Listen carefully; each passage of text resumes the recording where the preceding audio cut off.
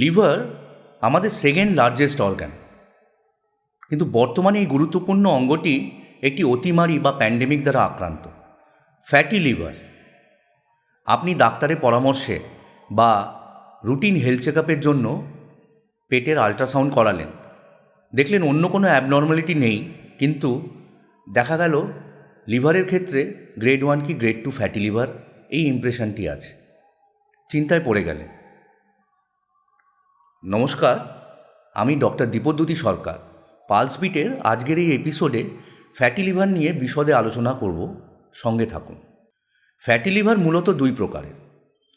যারা নিয়মিত মদ্যপান করেন তাদের ক্ষেত্রে যে ফ্যাটি লিভার দেখা যায় তাকে AFLD বা অ্যালকোহলিক ফ্যাটি লিভার ডিজিজ বলে। আর যারা নিয়মিত মদ্যপান করেন না বা একেবারেই মদ্যপান করেন না তাদের ক্ষেত্রে যে ফ্যাটি লিভার দেখা যায় তাকে non alcoholic fatty liver disease বলে অভিহিত করা হয়।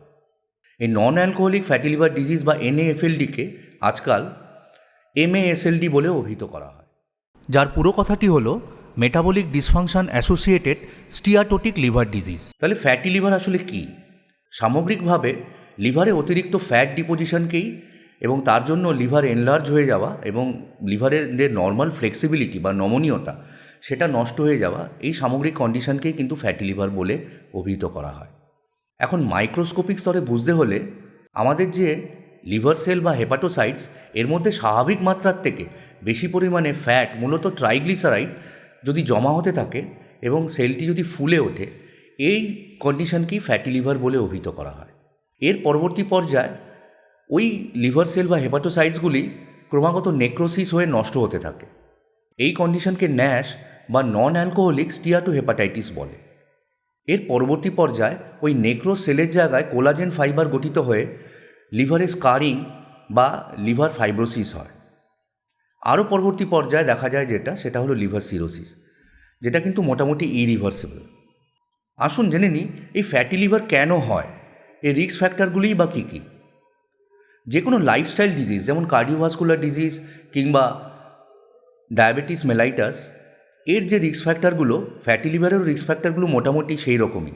যেমন মিডল এজ বা তারও বেশি বয়সী, এর সঙ্গে ওবেসিটি বা overweight, low physical activity, unhealthy diet, type 2 diabetes mellitus, high cholesterol এবং ট্রাইগ্লিসারাইড, হাইপারটেনশন বা ব্লাড প্রেশারের মতো রোগ এবং তার সঙ্গে স্মোকিং।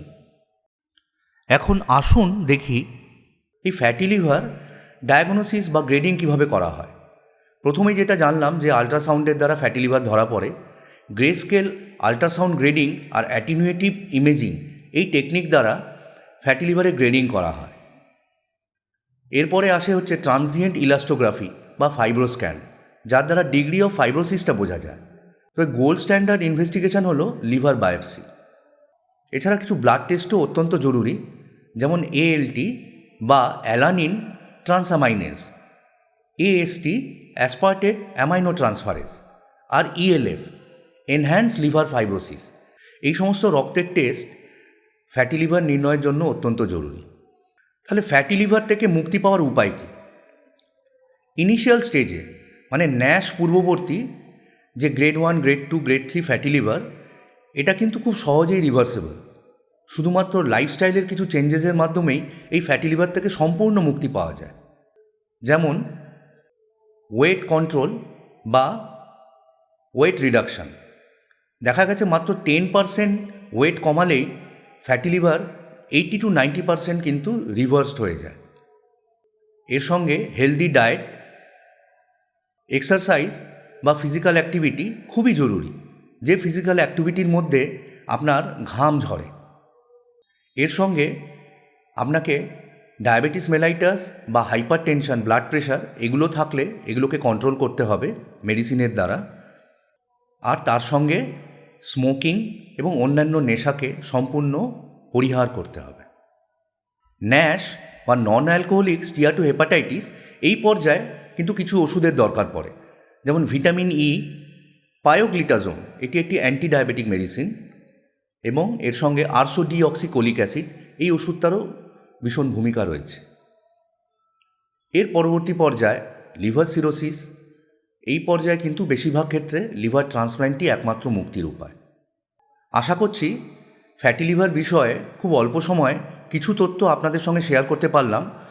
আরও বিশদে জানতে কমেন্ট বক্সে লিখুন। ভালো থাকুন, অপরকে ভালো রাখুন। পরবর্তী এপিসোডে শীঘ্রই দেখা হবে।